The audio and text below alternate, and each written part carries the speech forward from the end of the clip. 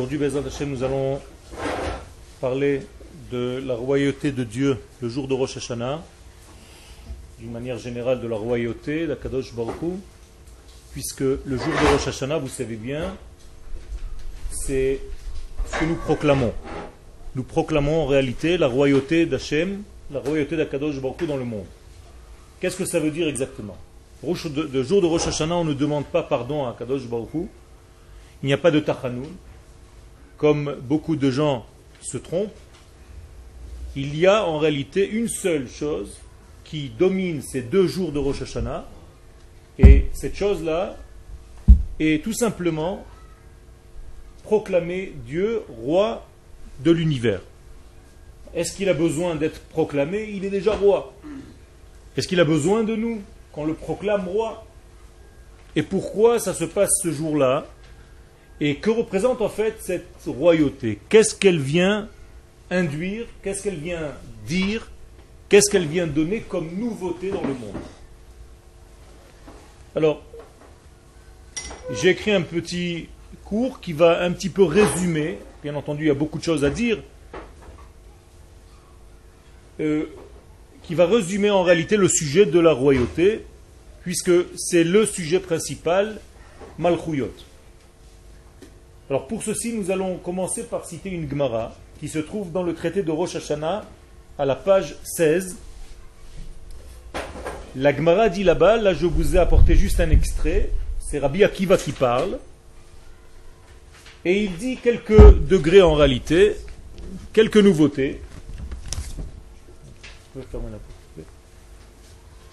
Je vous cite les degrés que vous n'avez pas ici marqués. Akadosh Baruch Hu demande Haviu alay omer bepesach, apportez le omer, la mesure d'orge, pendant Pesach. Pourquoi? Pour que l'année sera bénie. C'est-à-dire que vous allez avoir une bénédiction dans les champs. Parce que vous allez faire cet acte d'apporter le Homer, moi, Akadosh Baruch Hu, je vous promets une bénédiction dans vos champs, dans vos récoltes. Après, Akadosh Baruch Hu demande autre chose, pour une autre fête. Apportez 2 pains le jour de Shavuot. Vous savez que le jour de Shavuot, en plus du Korban, on apportait 2 pains qu'on ne mettait pas directement sur le misbech, mais qu'on mangeait en même temps avec le korban. Et ces 2 pains, en réalité, qui étaient chametz, alors que généralement, sur le misbech, on n'apportait que des matzot.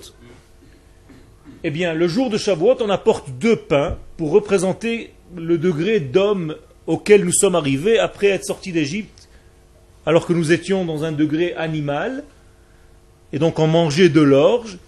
On est arrivé à Chag HaShavuot où on mange du blé.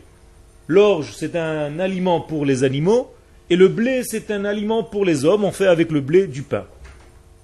Et donc, Akadosh Baruch Hu nous dit, si vous m'apportez 2 pains le jour de Chag HaShavuot au Beth Amikdash, eh bien, moi, je vais vous bénir les fruits de vos arbres.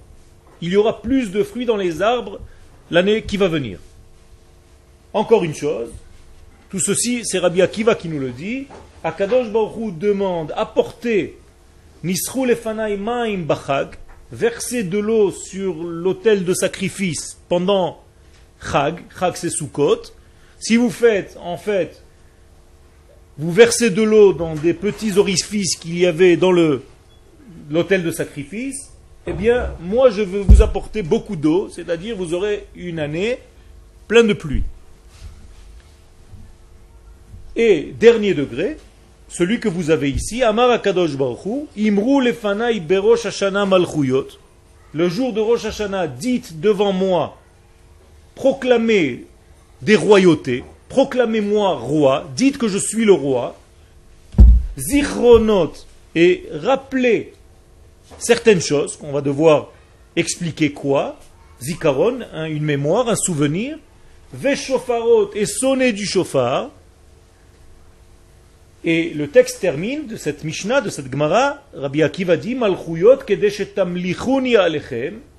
Pourquoi vous devez me proclamer roi? Pourquoi vous devez dire, citer des versets qui parlent de royaume? Mais tout simplement pour me proclamer roi sur vous. Vous acceptez que je suis votre roi. Zichronot, quels sont les versets que vous devez dire concernant les souvenirs? Pour que je me souvienne de vous. Vous allez me citer quelques versets de souvenirs qui parlent de souvenirs, et moi, Kadosh Baruch Hu, je me souviendrai de vous en bien. Oubamé, et comment je vais faire tout ça? Comment vous allez faire tout ça? Bashofar, avec le shofar. Alors, c'est une Gemara qui paraît un petit peu compliquée, je vous la résume. Rabbi Akiva nous dit dans la Gemara une nouveauté, il nous dit qu'Akadosh Baruch Hu nous demande d'apporter plusieurs sortes d'éléments de notre monde pour que l'année qui va venir sera bénie par un ou autre chose. À Pessah, si vous m'apportez du Homer, eh bien je bénirai vos champs. À Shavuot, si vous m'apportez les 2 pains, eh bien vous allez être bénis au niveau des fruits de vos arbres. À Sukkot, si vous versez de l'eau sur l'autel de sacrifice, je vous donnerai beaucoup de pluie. Et à Rosh Hashanah, si vous dites ce que je vous ai demandé de dire, qui est marqué dans vos marzorim, dans vos livres de prière, eh bien moi je vais me souvenir de vous comme une nation qui est bonne. Rabbi Akiva ici est en train de nous enseigner quelque chose de très important.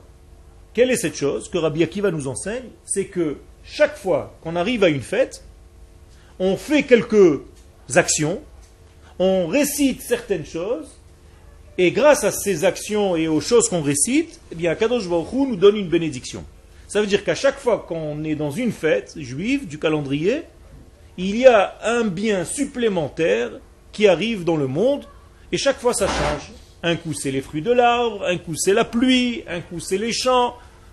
C'est une bénédiction dans le monde dans lequel nous sommes. Alors, on va développer ça sur texte. On est à la 4e ligne. Mitzvot meviot bracha beikvotem. La conclusion qu'on tire de ce qu'on vient de voir, c'est que les mitzvot que nous faisons apportent avec elles des bénédictions. Ça veut dire quoi? Ça veut dire que quand on fait une mitzvah en réalité, qu'est-ce qu'on fait? Qu'est-ce que ça veut dire faire une mitzvah? De quelle racine vient le mot mitzvah? Quelle est la racine? Un ordre. Ça c'est tzivouï. Qu'est-ce que c'est une mitzvah? Servir Dieu. Un commandement. Ça c'est la même chose. C'est ordre, c'est tzivouï. Servir Dieu, c'est eved, c'est charitable. Non? Quelle est la racine du mot mitzvah? Vous avez entendu parler d'un équipage? Un équipage se dit, quand vous êtes dans un avion, il y a l'équipage qui s'appelle sevet. Sevet. Ça veut dire que le mot mitzvah vient du mot équipage. J'explique. Quand je fais une mitzvah, quand je réalise une mitzvah, je deviens dans la même équipe qu'Akadosh Baruch Hu. Je rentre dans son équipe. Je fais un avec lui. J'approfondis. Un petit peu plus. Lorsque je te demande d'aller me chercher un verre d'eau, est-ce que je suis à l'intérieur de toi? Ou une fois que tu es sorti de cette pièce pour m'apporter ce verre d'eau, je suis en dehors du verre d'eau? Je suis en dehors du verre d'eau. Je t'ai demandé de m'apporter un verre d'eau, toi tu me fais l'ordre d'aller chercher un verre d'eau que je t'ai demandé. Chez Akadosh Baruch Hu, ce n'est pas le cas. Quand Akadosh Baruch Hu nous demande de mettre les tefilines, eh bien il n'est pas en dehors des tefilines. Akadosh Baruch Hu rentre dans la mitzvah que tu es en train de faire et il circule à travers ta mitzvah et à travers toi-même pour rentrer dans le monde. Qu'est-ce que ça veut dire? Ça veut dire qu'à chaque fois qu'on fait une mitzvah, il y a plus de divin dans le monde. Donc Akadosh Baruch Hu pénètre le monde dans lequel nous sommes par la mitzvah que je suis en train de faire. Pourquoi? Parce que je fais équipe avec lui, que je l'invite par la mitzvah que je suis en train de réaliser. Est-ce que c'est clair? Donc ne croyez pas qu'il y a un roi qui se trouve là-haut, qui nous donne des ordres et qui est assis sur une chaise pour voir si on les fait ou pas. C'est pas ça, la mitzvah. Quand Akadosh Baruch Hu nous donne une mitzvah, il est à l'intérieur de la mitzvah. il coule à l'intérieur de cette mitzvah et il apparaît dans le monde à travers cette mitzvah. Vous saviez ça ou pas? C'est très important de le savoir. Ça veut dire une mitzvah n'est pas seulement un acte d'un homme. C'est un acte réalisé par l'homme pour le divin. Car les mitzvot ne sont pas les nôtres, ce sont les siennes. L'homme n'a pas de mitzvot, on est d'accord? Les mitzvot sont celles de Dieu. Sinon, on aurait dû dire bemitzvotai. Mais nous disons Asher kideshanu bemitzvotav. Il nous a sanctifiés par ses commandements à lui. S-E-S. Ses commandements à lui. Donc ce sont ces mitzvot que moi je réalise. Et quand je réalise sa mitzvah, eh bien il passe à travers la mitzvah que je suis en train de réaliser. Il apparaît un petit peu plus dans le monde. Est-ce que la chose est claire? Moralité. À chaque fois que nous avons une fête, nous réalisons certaines mitzvot. En respectant ces fêtes, en respectant les halachot de la fête, en respectant ce qu'Akadosh Baruch Hu nous demande de vivre pendant le vécu de cette fête, et en même temps qu'on respecte ces mitzvot, eh bien il y a une apparition nouvelle de Dieu dans le monde, selon la catégorie de la fête. Ça veut dire que chaque fête va apporter avec elle quelque chose de nouveau. Tout à l'heure je vous ai dit, à Pessah, la bénédiction de Dieu va rentrer où? Dans les champs. À Shavuot, la bénédiction de Dieu va rentrer dans les fruits des arbres. À Sukkot, la bénédiction de Dieu va rentrer dans les pluies qui vont tomber en Eretz Israël. À Rosh Hashanah, qu'est-ce qui se passe? Et c'est ça qu'on va essayer de comprendre. Comment Akadosh Baruch Hu fait rentrer, qu'est-ce qu'il fait rentrer dans le monde le jour de Rosh Hashanah grâce à ce que nous faisons? Alors, les mitzvot, meviot bracha beikvoten, apportent avec elles une bénédiction, un lien. D'ailleurs, le mot bracha veut dire lui aussi lien. Les havrich en hébreu veut dire se relier à. Donc quand je reçois une bénédiction, c'est pas une bénédiction, c'est que je me relie à Dieu. En réalité, c'est Dieu qui se relie à moi. Ou Rosh Hashanah, et le jour de Rosh Hashanah, Amirat zichronot lifnei Hashem, le fait que nous disions des versets qui parlent de souvenirs devant Akadosh Baruch Hu. Quand est-ce qu'on dit ces versets? Dans la tfila, dans le marzor que vous avez de Rosh Hashanah, vous avez des versets qui parlent de souvenirs. Eh bien, grâce à ce que nous disons, Goremet le'aliyat zichronam shel Israël lifnei Hashem letova. Akadosh Baruch Hu va se souvenir d'Israël grâce à ces psukim, à ces versets de souvenirs. Eh bien, Dieu se souvient de nous. Question simple. Est-ce que Dieu a besoin de ces psukim que nous disons pour se souvenir de nous? Oui ou non? Alors pourquoi on les dit, si c'est non? Pour nous-mêmes. Ça veut dire que, en réalité, tout ce qu'on fait, c'est pas pour lui. Lui n'a besoin de rien. Lui, il est parfait, il est complet. C'est déjà une entité complète, infinie. Mais tout ce que nous faisons, en réalité, c'est pour notre bien, pour que nous puissions ressentir et prendre conscience de qui nous sommes. Et pour ceci, il faut que tu parles, il faut que tu ouvres verbalement, il faut que tu manifestes ta pensée. Quelqu'un qui peut parler, qui ouvre sa bouche et qui dit les choses clairement, il devient en réalité une seule et même unité avec ce qu'il est en train de dire. Il n'y a pas une idée de le servir quand même? Attends, tout doucement. Si j'étudie la Torah à voix basse, qu'est-ce qui se passe en réalité? Quand j'étudie la Torah à voix basse, j'ai un manque dans mon étude. Pourquoi? Tout simplement parce que l'étude ne se verbalise pas. Elle ne passe pas par le verbe. Et lorsqu'elle ne passe pas par le verbe, par la voix de l'homme, à haute voix, qui s'entend lui-même, il y a une perte. Ça veut dire, si vous voulez vous souvenir de quelque chose, dites-le. Dites-le à haute voix. Et quand vous étudiez la Torah, que vous rentrez dans une yeshiva et que vous entendez, que vous voyez des gens étudier, ils parlent tous à haute voix. Pourquoi ils ne sont pas tous tranquilles comme dans une grande bibliothèque où là-bas, si tu parles, tout le monde te dit « chut ». Personne ne parle dans une bibliothèque. Vous rentrez à la yeshiva, c'est la folie. Pourquoi? Parce que la Torah doit s'étudier à haute voix. Et quand tu sors le verbe de ta bouche, tu exprimes ta pensée par la parole, c'est déjà une construction, tu vas te retenir complètement, tu vas être à l'intérieur de ce que tu es en train d'étudier. Et d'ailleurs, les choses restent au niveau de la mémoire lorsque vous les dites. Si tu lis un roman à voix basse, ou si tu lis la Torah à voix basse, il ne reste pas grand-chose de ton étude. Donc, moralité, on a ces versets de souvenirs que nous devons exprimer par le verbe, par la parole, et c'est ainsi que ce degré monte vers Akadosh Baruch Hu. Alors tu as posé une question, est-ce que malgré tout il n'y a pas quelque chose pour le servir? Mais qu'est-ce que ça veut dire le servir? Il s'agit de savoir à quel degré nous nous plaçons par rapport à Akadosh Baruch Hu. Et les sages nous disent qu'il y a 3 degrés.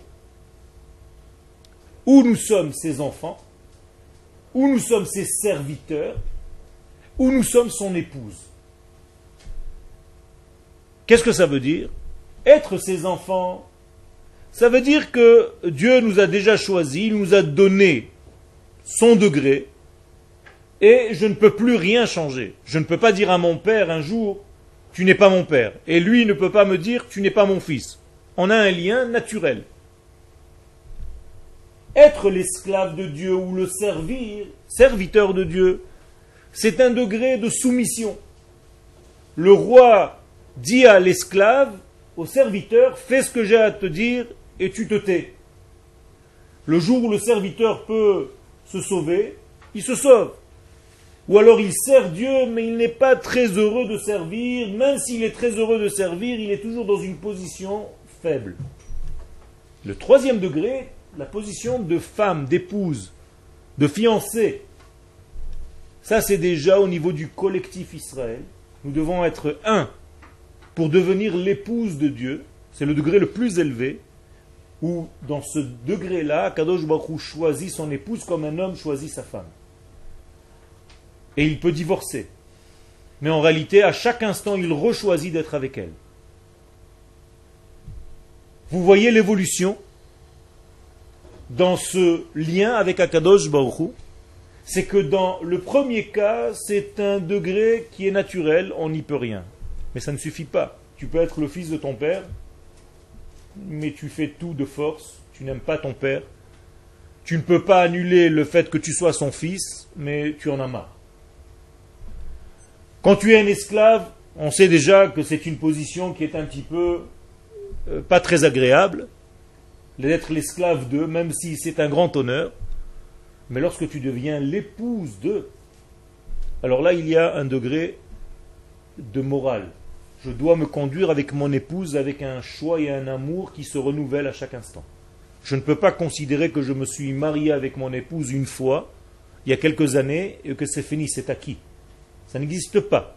Quelqu'un qui n'investit pas dans le couple, quelqu'un qui n'investit pas dans la femme qu'il s'est marié avec laquelle il s'est marié, eh bien, chas v'shalom, ce lien peut se détériorer jusqu'au divorce. Donc, moralité, il y a ici un investissement de Dieu envers nous et un investissement de nous envers Dieu. Ça, c'est le degré le plus élevé. Donc on est quoi? On est les 3 à la fois ou Alors, on est idéalement les 3?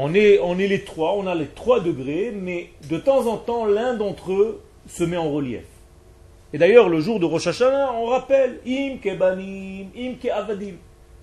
Im kebanim, rachamenu kerachem aval banim. Im ke avadim, einenu lechatluyot. Pardonne-nous.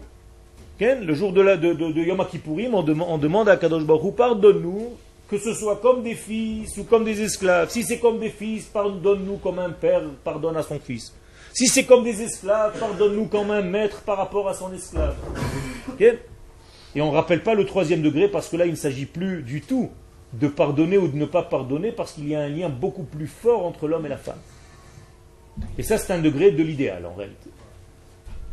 Ce degré d'ailleurs, on va l'atteindre, c'est une petite parenthèse mais qui est importante puisque tu as posé la question, le jour de Hoshana Rabbah de Simchat Torah.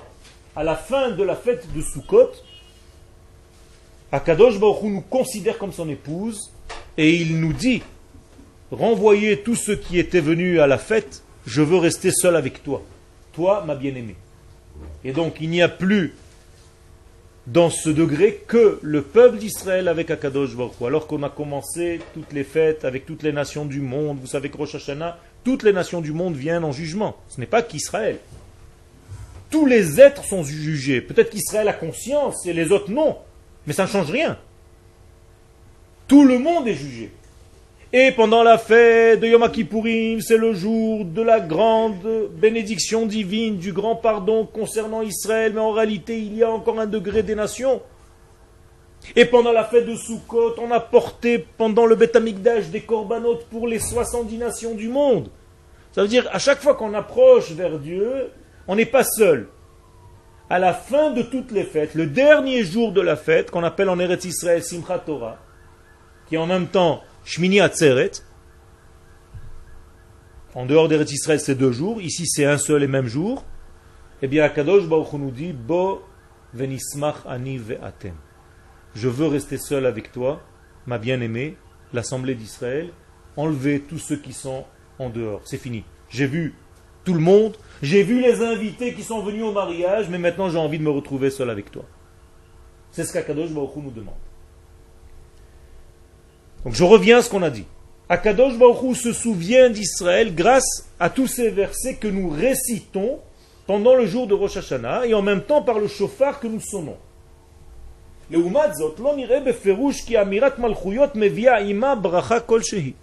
Par contre, quand Rabbi Akiva termine ce qu'il est en train de dire, il a dit que à Pessah les champs étaient bénis, qu'à Shavuot les fruits étaient bénis, qu'à Sukkot les eaux étaient bénies, que à Rosh Hashanah quand on dit les souvenirs, alors le souvenir est béni. Mais on n'a pas vu que Rabbi Akiva nous dit quelque chose concernant la royauté. Quand on le proclame roi, il n'y a pas marqué qu'on reçoit quelque chose de bon, que quelque chose se manifeste dans ce monde, comme on a vu dans les autres cas que je viens de citer. Vetzarich lehavin, il faut comprendre, ma'i malchut. D'abord, se poser la question, qu'est-ce que ça veut dire la royauté? Qu'est-ce que la royauté? Vous savez combien de fois vous répétez le jour de Rosh Hashanah, Melech, Malchut, Ata Amelech, Amelech HaKadosh, Amelech HaMishpat, Amelech, Amelech, Amelech, Amelech, le roi, le roi, le roi. Qu'est-ce que ça veut dire? Est-ce que vous vous êtes posé la question, que veut dire le royaume de Dieu? C'est quand même une question très importante. On ne peut pas arriver à Rosh Hashanah sans se poser cette question, puisque tu répètes ce mot toute la journée. Ma'i Malchut Hashem. Donc qu'est-ce que c'est que la royauté de Dieu? Et comment est-ce que la royauté de Dieu rajoute quelque chose de bénéfique dans ce monde, comme les autres degrés? Que les champs soient bénis, ça je comprends. Que les fruits des arbres soient bénis, ça je comprends. Je le vois. Qu'il y ait des pluies, lorsqu'il faut avoir de la pluie, ça je comprends. Ça fait une bénédiction pour la récolte. Mais quand je dis que Dieu soit roi, je ne comprends pas comment ça peut... Qu'est-ce que ça apporte dans la vie? Et pourquoi la Braïta de Rabbi Akiva ne rappelle pas que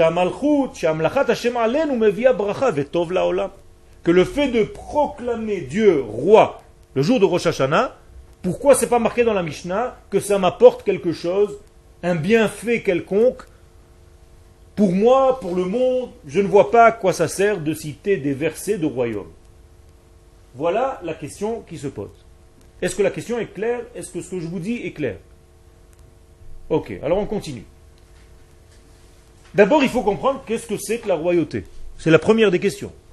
Chazal limdunu. Les sages nous ont enseigné ki malchut Hashem ba'a l'idée bituy ba'olam b'shtei madrigot. Il faut d'abord comprendre et faire une synthèse des choses. Si les choses sont embrouillées dans ta tête, tu ne pourras jamais avancer dans l'étude.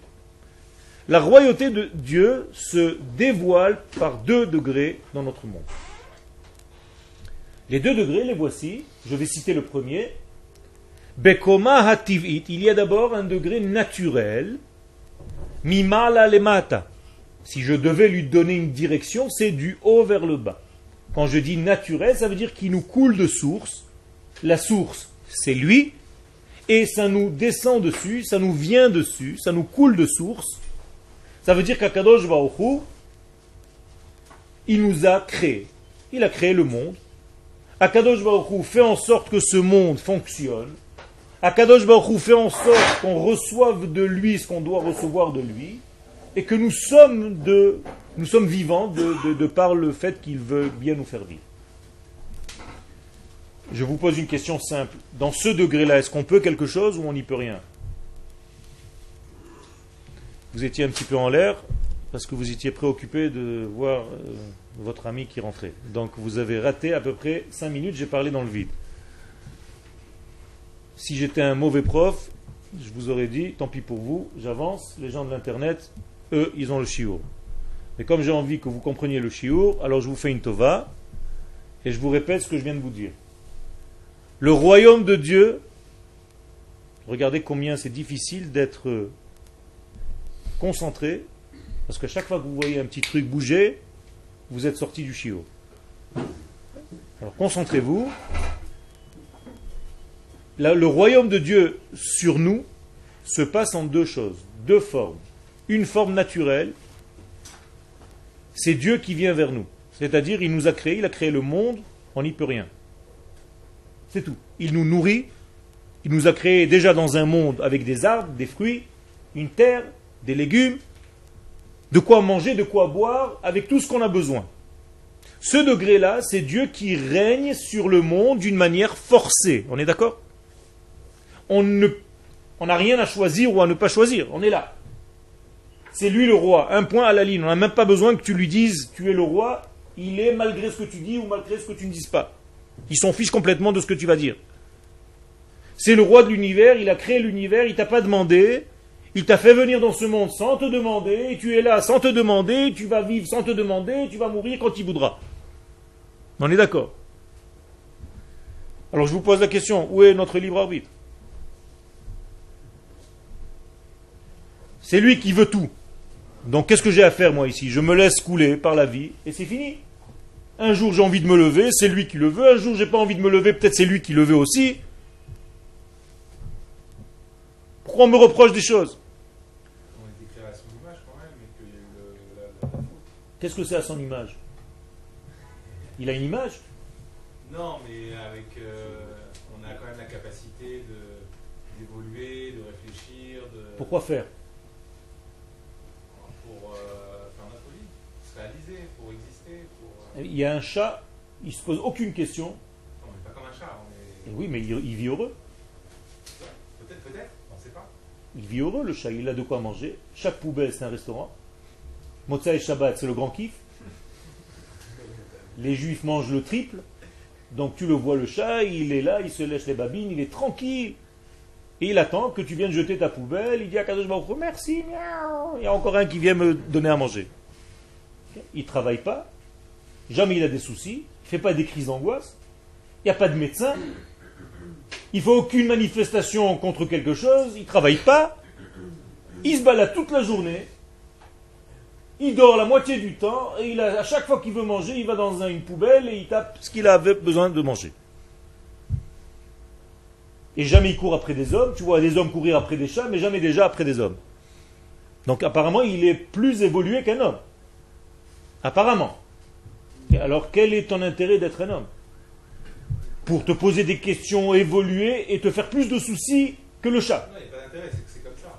C'est comme ça. Ça veut dire on est là, on est un petit peu foutu, on a été créé homme, qu'est-ce que tu veux qu'on fasse? Non, Quoi? on a le choix et on peut prendre, comme on a le choix, Choix de quoi? C'est ça que je pose. Faire le bien ou de faire le mal. faire nos choix dans notre vie. Donc on prend conscience, enfin on prend plus conscience Que quoi? de ce que Hachem fait pour nous. De ce qu'Hachem fait pour nous. Tu es sûr de ce que tu es en train de dire? Est-ce que tu prends conscience de ce que Hachem veut de toi? Tu sais que c'est un travail. Oui, justement. La plupart des gens ne savent pas du tout. Voilà, Mais le chat, lui, il sait comment il a été créé, il n'a jamais changé, il ne s'est jamais déguisé en autre chose, on est d'accord? Le chat, lui, il agit par instinct. Ah. Il n'a pas de conscience. Nous, on peut Pourquoi il faire n'a pas le de bien ou conscience? le mal. Il a une conscience instinctive. Ça veut dire que l'instinct chez le chat, il est actif ou passif? Non, il est actif, son instinct est actif, la preuve c'est qu'il est à chaque instant collé à son instinct. Il n'a pas de libre arbitre, donc Il a fait. il n'a pas de choix. Donc, Il n'a pas de choix, donc il est instinctivement chat. Donc, à son niveau, c'est un tzaddik ou un rachat? C'est un parfait, il est tzaddik. Il fait la volonté de Dieu comme il a créé chat sans jamais mentir. On n'a jamais vu chien serveur dans un restaurant. Donc, il mérite. Ok, ça veut dire qu'il a, en réalité, il réalise tout à fait ce qu'il est venu faire dans ce monde. Et ses mouvements sont parfaitement collés à ce que Dieu a créé. On est d'accord? Donc c'est un tzaddik. Il a pas mérite. Il n'a aucun mérite. Il a pas mérite. Pourquoi il n'a aucun Il a mérite? choisi. Il n'a pas choisi. Alors vous vous dites que le mérite, en réalité, vient par le choix. Alors je vous ai dit tout à l'heure qu'on n'a même pas le choix. Nous aussi, on a été créés, on est là dans ce monde. On ne nous a pas demandé Be'al kochacha ata notzar, Be'al kochacha ata nolad, Be'al kochacha ata chay, Be'al kochacha ata met, Be'al kochacha ata atid dilten din vecheshbon. Malgré toi, tu as été créé, malgré toi, tu es vivant, malgré toi, tu vis, malgré toi, tu vas mourir, malgré toi, tu vas donner des comptes. On peut prendre la direction qu'on veut dans la vie. Voilà, je Même si on va. Quelle direction tu peux prendre que ou nous, pas? Non, c'est que nous, si on peut dévier que. il peut pas, Alors, je pose la question, dévier de quoi? de la parole de Dieu. Enfin, de la volonté de Dieu. Ok, On peut faire le mal. on peut faire le mal. Je sais pas, on peut se droguer, ou alors au contraire, on peut vouloir construire quelque chose de grand, on peut juste vouloir construire une famille. Ok. Alors, tout ce que vous dites ici, en réalité, on va essayer de l'englober dans une étude qui est très très importante parce que ce sont des choses auxquelles il faut réfléchir. Le jour de Rosh Hashanah, on doit réfléchir. On ne doit surtout pas être des robots de prière le jour de Rosh Hashanah. C'est-à-dire, ne vous mettez pas dans la tête que vous avez un grand pavé à lire, que vous devez le terminer en 24 heures, 2 fois, parce qu'il y a 2 jours, et tant que j'ai pas terminé ça, je suis pas quitte avec lui. Ça veut dire que tu lis, tu tournes des pages, et tu marques un V à la fin. Ah, j'ai fini. Est-ce que tu es sûr que tu as fini, ou alors tu as été une machine à lire? Il faut réfléchir le jour de Rosh Hashanah. Il faut prendre conscience de là où nous venons. Et c'est pour ça que je vous ai dit maintenant que nous avons 2 degrés dans notre vie. Le premier degré, c'est celui que je viens de vous citer, c'est-à-dire le degré qui vient de lui, dans lequel on n'a aucun choix. On va le lire dans le texte et on va développer tout de suite. Donc, Derech ha'uvda, donc nous avons une preuve, Shakadosh Baruch Hu bara et ha'olam kirtsono. Akadosh Baruch Hu a créé le monde par sa volonté. Ve'hu mechaye oto umanigo, c'est lui qui fait vivre ce monde, c'est lui qui conduit ce monde. Ve'zoi komat hateva she'amelech molech al kol ha'olam be'al kocho. Ça, c'est le premier degré, c'est le royaume de Dieu par force. Il ne demande rien au monde. Dieu règne, un point à la ligne. Et dans ce degré-là, aucune créature, même pas l'homme, n'a le choix. Puisque nous sommes déjà dans un jeu que Dieu a déjà créé. Donc tu n'as aucun choix d'accepter, de refuser, tu es vivant, tu es là. Tu ne peux pas contredire le royaume de Dieu parce que tu ne peux pas contredire la vie, tu es déjà là. Tu ne peux pas te poser la question. Alors, où est-ce que commence ton libre arbitre? Là, nous allons arriver au 2e étage. Et c'est là où on va un petit peu résumer ce que vous avez dit. Ve'akoma ashniya, le 2e étage, qui est en réalité l'étage dans lequel nous sommes, l'étage du choix, je vais l'appeler. Hi koma habechiri, c'est l'étage où on a le choix de l'homme. Beprinat ein melech belo am. Là, on commence à devenir intéressant, et là, on commence à devenir associé. Pourquoi? Dieu règne sur le monde, c'est une réalité. Dieu a créé le monde, on n'était pas là quand il a créé. Il ne nous a même pas demandé notre avis. Il a créé le monde et il règne sur ce monde. C'est lui qui le fait vivre et nous on est là, on ne sait pas trop ce qu'on fait. 1er degré. 2e degré, tu peux aider. J'emploie des termes qui sont un petit peu compliqués, mais je suis obligé parce que nous parlons comme des hommes. Tu peux aider Dieu à réaliser son royaume sur terre. Pourquoi? Parce que Dieu, véritablement, on peut le considérer comme étant roi lorsqu'il y a un peuple. Et les sages nous ont donné une règle. Il n'y a pas de roi sans peuple. En melech belo am. Tu ne peux pas être roi Dieu s'il n'y a pas de peuple. Qu'est-ce que ça veut dire? Ça veut dire que tant qu'Israël ne se présente pas en tant que peuple, eh bien Dieu ne peut pas être connu dans le monde. Même s'il règne, il règne en cachette. Il règne de ce degré très caché. On ne sait pas qui il est, mais c'est lui qui gère le monde. Mais il n'est pas dévoilé dans ce monde. On ne l'a pas encore découvert dans ce monde, même si c'est lui le roi. Lorsque le peuple d'Israël va apparaître dans le monde, Akadosh Baruch Hu, lui aussi va apparaître, on va en réalité faire une publicité pour Dieu, on va dire c'est lui qui faisait tout ça. Actuellement, il est déjà partout. Il a toujours été partout, même pas actuellement, même avant. On est d'accord. Mais est-ce que il est connu partout? Est-ce qu'on sait partout que c'est lui le roi qui fait vivre tout ça? Est-ce qu'on reconnaît sa grandeur partout? C'est ça le secret.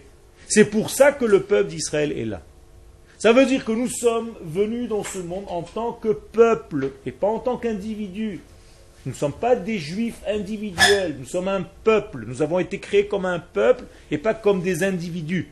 Pourquoi nous avons été créés, dit le prophète, pour une seule chose. Pour dévoiler ce Dieu, le Dieu unique, dans le monde. Qu'est-ce qu'il en est des autres peuples qui croient aussi en un Dieu unique? Alors, ce Dieu unique, en fait, même si il croit en lui, ne peut pas se réaliser réellement dans le monde que en passant par Israël. Moralité, les sages nous disent, et la Torah nous dit, c'est ça le secret de la Torah, c'est que Dieu, l'unicité de Dieu va arriver dans le monde lorsque les nations vont accepter qu'Israël est le vecteur de ce passage.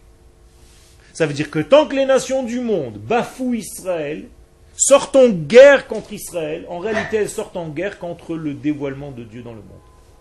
Et lorsque les nations du monde accepteront le peuple d'Israël comme un peuple sur sa terre, vous voyez combien ils ont du mal à accepter une chose aussi simple, qui n'est pas apparemment pas si simple que ça.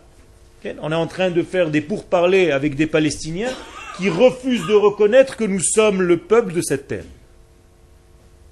Et quand on demande au chef de cette bande, parce que je n'appelle pas ça un peuple, mais peu importe, quand on demande à ce chef de bandits, Ken, est-ce que tu reconnais qu'Israël est légitime sur sa terre? Il dit, ah, moi, Israël, il peut se définir comme il a envie. Mais nous, on ne peut pas le définir en tant que tel. Donc ça ne se joue pas que pour nous. Quel- Il n'y a pas que nous qui avons un rôle important là-dedans. Donc les autres nations. Les autres nations sont là pour en réalité recevoir Dieu, elles aussi. Mais alors pourquoi se refutent en direct Parce que, il y a fait, tout à fait. Parce que intuitivement, les nations du monde ne veulent pas perdre leur liberté de vagabondage. C'est-à-dire, les nations du monde aujourd'hui sentent qu'elles sont libres, qu'elles peuvent faire ce qu'elles veulent, sans donner de compte au divin, sans avoir une éthique divine, sans être un homme moral. Je fais ce que j'ai envie. Le jour où on dit que Dieu est en train de descendre sur terre et que ça passe par Israël, ça veut dire que le monde doit monter de niveau. On va te demander maintenant des comptes. Alors les nations du monde, intuitivement, elles se disent non, non, j'ai pas envie. Laisse-moi dans la tranquillité, je fais ce que j'ai envie, comme j'ai envie. Je n'ai pas envie que Dieu vienne m'embêter sur terre. Laissez Dieu en haut, là où il est, et laissez-moi vivre là où je suis. Donnez à Dieu ce qui est à Dieu et donnez à César ce qui est à César. Séparons les deux degrés. Et nous disons non.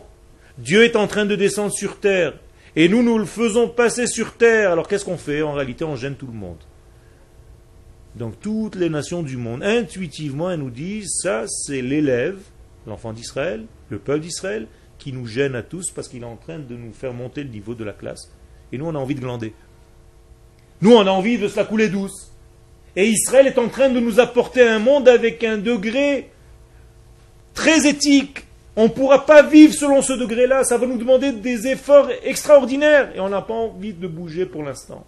Qu'est-ce qu'on peut faire pour actionner ce changement? Alors il y a fait.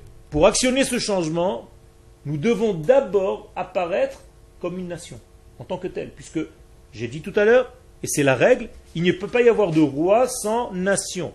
Or, une nation ne peut pas être nation s'il n'y en a pas de terre. Donc le peuple d'Israël ne peut pas jouer son rôle d'Israël tant qu'il n'est pas sur sa terre. Ça veut dire que moralité, ça n'a fait que 62 ans qu'on commence à jouer véritablement notre rôle dans les nations. Ça veut dire quoi, Rav, sur sa terre? Ça veut dire Profondément. être sur sa terre profondément, ça veut dire tout simplement, pas seulement ça, c'est que il n'y a que par ce degré-là de la terre d'Israël qu'on peut en réalité apporter toute la bonté, la bénédiction au monde tout entier. Ça veut dire que le monde va bénéficier en fait de notre retour. Le monde va grandir au niveau de la science. Le monde va grandir au niveau de la médecine. Le monde va grandir au niveau de la technologie. Le monde va grandir dans tous les domaines de la vie parce qu'Israël est en train de revenir sur sa terre. Mais on y est déjà. On y est déjà. C'est pour ça que la Géoula a déjà commencé. Ça veut dire quoi? Ça veut dire qu'il faut que tous les juifs du Non, monde c'est soient un en Israël. processus. On espère que la plupart, bien entendu, on a envie que tous les juifs soient ici, parce que c'est une mitzvah. C'est pas une demande. C'est une réelle mitzvah que le peuple soit sur sa terre pour jouer son rôle. Et on ne sait pas exactement comment ça va se faire, mais tu as raison, ça a déjà commencé. Ça veut dire que la Géoula, la rédemption d'Israël, n'est pas un jour, c'est un processus. Donc ça fait 62 ans que nous sommes dans la Géoula, véritablement qu'elle a commencé. On est à l'intérieur, bien, bien dedans. Et maintenant, ce que nous attendons, ce n'est pas la Géoula, c'est la Géoula Shlema. C'est-à-dire de finir, de terminer le processus. Par le dévoilement du Mashiach, par la construction du troisième temple, et ainsi de suite. Pour l'instant, on ne voit pas encore la bonté dans le monde parce que le temple n'est pas construit. Le jour où le troisième temple de Jérusalem sera construit, il y aura une bénédiction dans le monde entier. Il y aura un bienfait dans le monde que les nations du monde vont se dire, mais pourquoi on a été aussi aveugle de ne pas aider le peuple juif de le faire avant? On n'a pas pris conscience de ce trésor. Qu'est-ce qui peut les convaincre? Parce que finalement, c'est l'action que eux doivent mener. Tout à fait. Alors, le jour de notre retour, comme on est en train de le faire maintenant, et ça prend du temps, ce sont des années, le peuple d'Israël va enseigner en réalité au monde ce que représente la morale divine. C'est ça notre rôle. Nous devons sortir la Torah de Dieu, qui mitzion tetset Torah ou dvar Hashem Yerushalayim. Nous devons proclamer au monde qu'est-ce que c'est que vivre selon une morale divine. Moralité, vous voyez que nous sommes comme un exemple, mais un exemple dangereux, puisque toutes les nations du monde maintenant, intuitivement, elles savent que nous sommes les anges, et à chaque fois elles viennent nous coincer. Ah, vous voyez comment vous êtes à l'armée? Vous voyez ce que vous faites ici? Vous voyez ce que vous faites là-bas? Pourquoi elles sont comme ça après nous? Jamais on a vu dans les informations qu'on vient dire aux Chinois comment ils se comportent, ou aux Russes, ou aux Japonais, alors qu'il y a des milliards. Pourquoi toutes les informations parlent d'Israël? Parce que les nations attendent de nous de jouer notre rôle. Et chaque fois que le peuple d'Israël fait quelque chose, ou qu'un juif qui représente le peuple d'Israël fait quelque chose, eh bien les nations disent, tu as vu le juif, comment il se comporte? Tu as vu ce qu'il a fait? Tu as vu ce qu'il est en train de faire? Lui, il est censé être notre référence. Donc il doit bien se conduire. Donc toutes les nations du monde nous font à chaque fois, nous. Attention, vous êtes le représentant de la morale divine sur terre. Donc vous devez vous comporter en tant que tel. Mais déjà, leur jugement, il n'est pas objectif. Il n'est pas objectif. Comment l'information est traitée. Tout à fait. Parce qu'encore une fois, ça revient à la question qu'il a posée, ça gêne. Pour l'instant, ça les gêne, mais tout doucement, la conscience du monde va accepter en réalité que nous avons un rôle à jouer, ils vont nous laisser jouer ce rôle. Excusez-moi. Tiens, ça prend du temps. Tiens. Ça gêne surtout ceux qui ont corrompu le message du judaïsme. Tout à fait. C'est la chrétienté et Tout à l'islam qui ont corrompu. Tout à fait. Surtout ça les gêne. Bien entendu. Je ne parle que de ça, mais je ne voulais pas mettre les termes, mais vous les avez mis. Bien entendu. Tout ce qui est sorti du judaïsme, tout ce qui est sorti une branche du judaïsme, qui a refusé en réalité ce degré-là, pour mettre un autre état en place, une autre forme en place, que j'appelle une religion, alors que nous ne sommes pas une religion. Une religion, c'est une création humaine, alors que nous sommes une création divine, c'est pas pareil. Eh bien, ces branches qui sont sorties du judaïsme sont beaucoup plus récalcitrantes, beaucoup plus dures avec nous que les autres, parce que ça les gêne, et tout doucement c'est en train de s'effondrer, puisqu'elles ont dit que nous étions maudits par Dieu. Et la preuve que nous sommes maudits par Dieu, nous ne pouvons pas rentrer sur notre terre, et nous sommes revenus sur notre terre, donc elles ne savent plus quoi faire. Et après elles ont dit, bon, ils sont revenus sur leur terre, mais ils n'ont pas véritablement Jérusalem. Et quand on est revenu à Jérusalem, c'est encore un os dans leur gorge, parce qu'ils ne savent plus quoi faire maintenant. Ça veut dire qu'ils ont voulu toujours, eux, Ces autres degrés, elles ont toujours voulu, elles, ces autres nations, être Israël. Le vrai Israël. Verus Israël. Comme elles se définissent elles-mêmes. Nous sommes le faux Israël, à leurs yeux. Mais le vrai Israël, c'est celui qui va rentrer sur sa terre. Le vrai Israël, c'est celui qui va reconquérir Jérusalem. Et ce n'est pas elle, c'est nous. Nous avons une preuve de facto sur le terrain maintenant.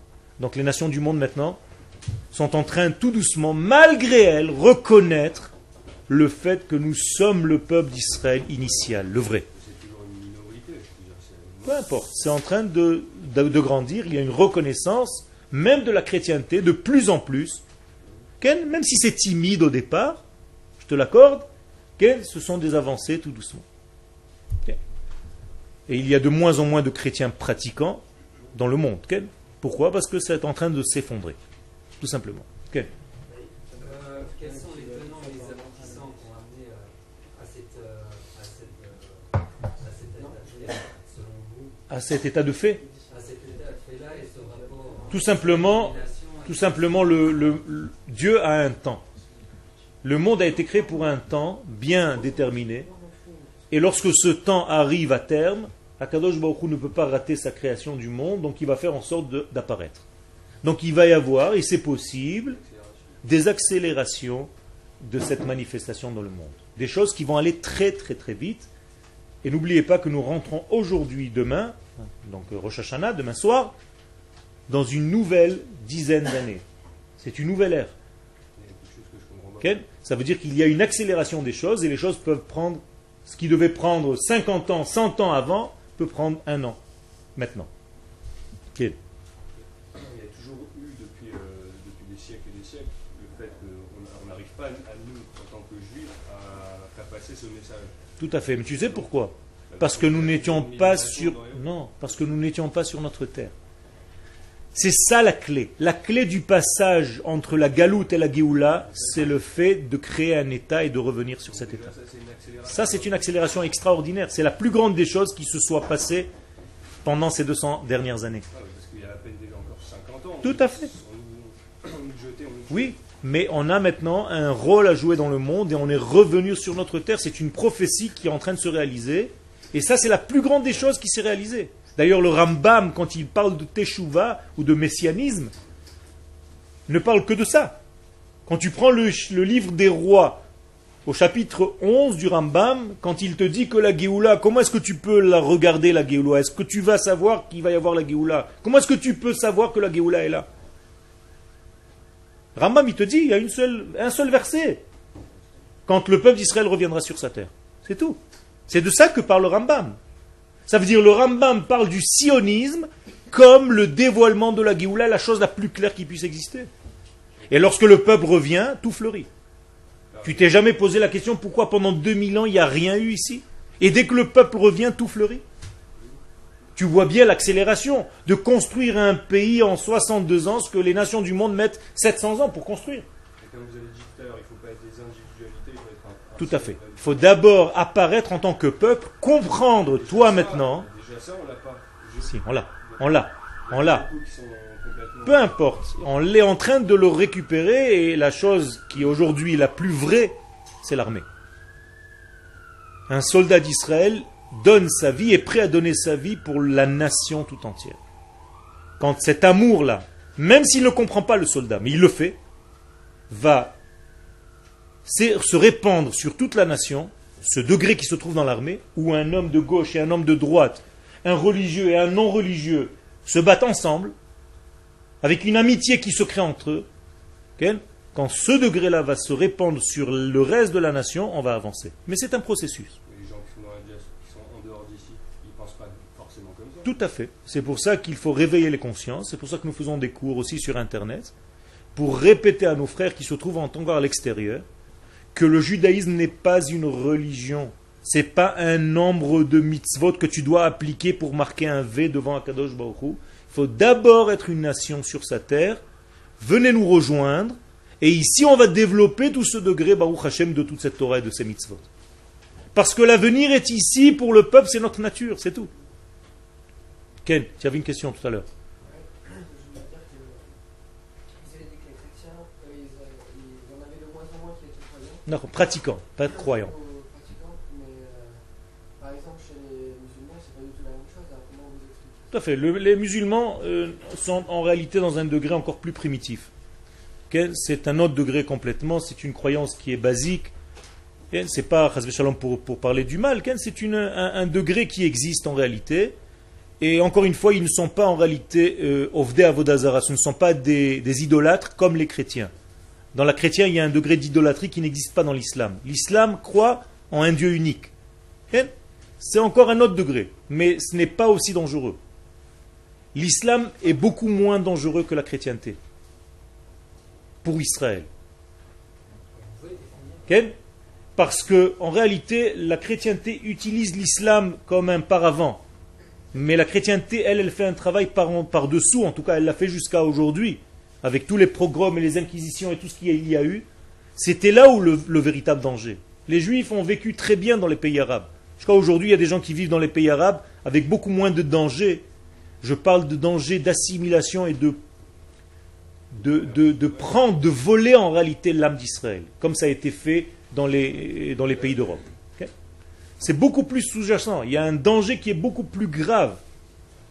Okay? Les sages considèrent la chrétienté comme un cochon qui montre ses pattes, qui en réalité montre qu'elles sont cachères, comme un animal cachère parce qu'il y a une ouverture, mais qu'à l'intérieur, en fait, il y a tout un degré qui rumine, qui ne rumine pas en réalité, mais qui est un degré négatif.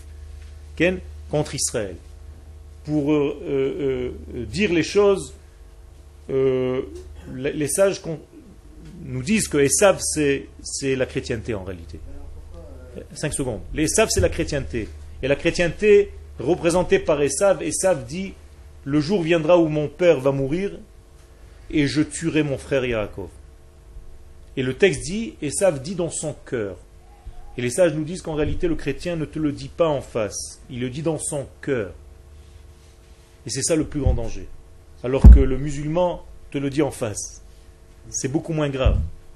Okay? Vous ne croyez pas que c'est dangereux quand même de faire des généralités par rapport à... Bien sûr que c'est dangereux de faire des généralités, mais nous sommes obligés d'étudier pour essayer d'avancer, pour essayer de comprendre quel est notre rôle. Moi, je suis rentré maintenant... Ces forces-là, on les trouve partout, Okay. dans chaque culture. C'est vrai. Ces forces, on les retrouve dans chaque culture. Mon but, c'est pas d'aller rabaisser une nation ou une autre. Okay? Mon but, c'est ce que nous sommes, ce que nous devons faire. Et au contraire, je mets toute la responsabilité sur Israël et pas sur les nations du monde. Elles font ce qu'elles ont à faire. On ne demandera jamais à un chrétien de devenir juif. On n'a pas besoin de ça. Il doit être un bon chrétien.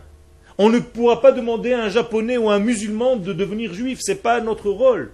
C'est pour ça qu'on ne va pas convertir des gens. Au contraire, on les respecte telles qu'elles sont. Mais, nous, le peuple d'Israël, tant qu'on ne commence pas à jouer véritablement notre rôle, alors le reproche, c'est sur nous-mêmes.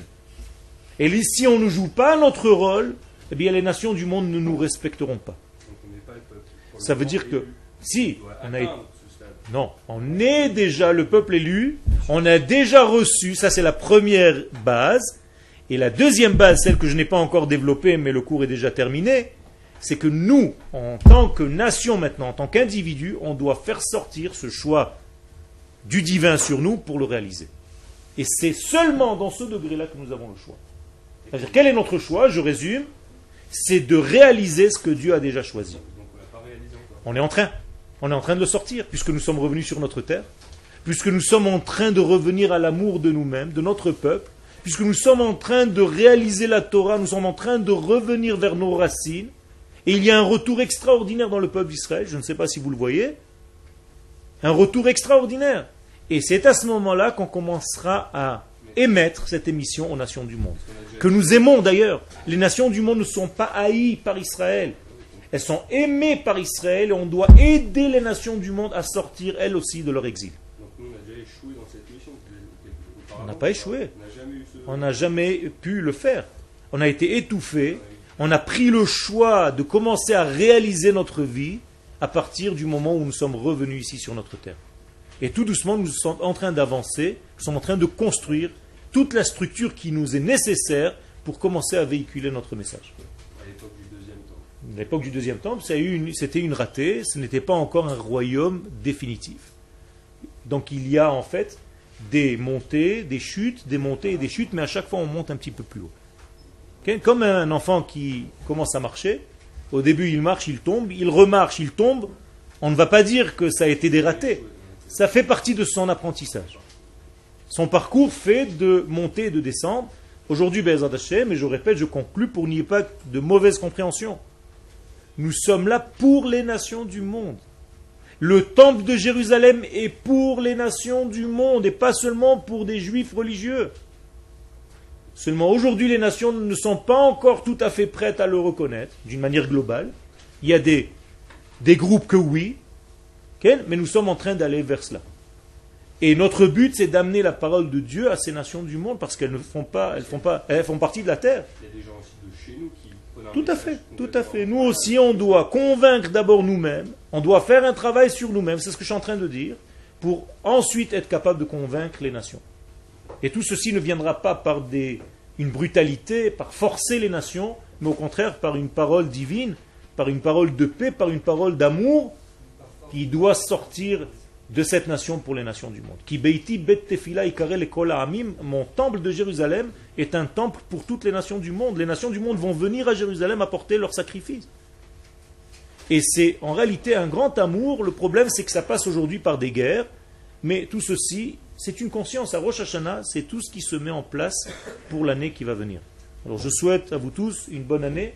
Je nous souhaite une bonne année. Je souhaite aux nations du monde tout entière une bonne année. Parce qu'en réalité, lorsqu'elles vont prendre conscience que nous ne sommes pas les ennemis de l'humanité, mais au contraire, on vient pour apporter une lumière à l'humanité, et ce n'est pas de l'orgueil. On a reçu ce rôle, on n'y peut rien. Au contraire, se sauver de ce rôle, c'est renier ce que nous sommes.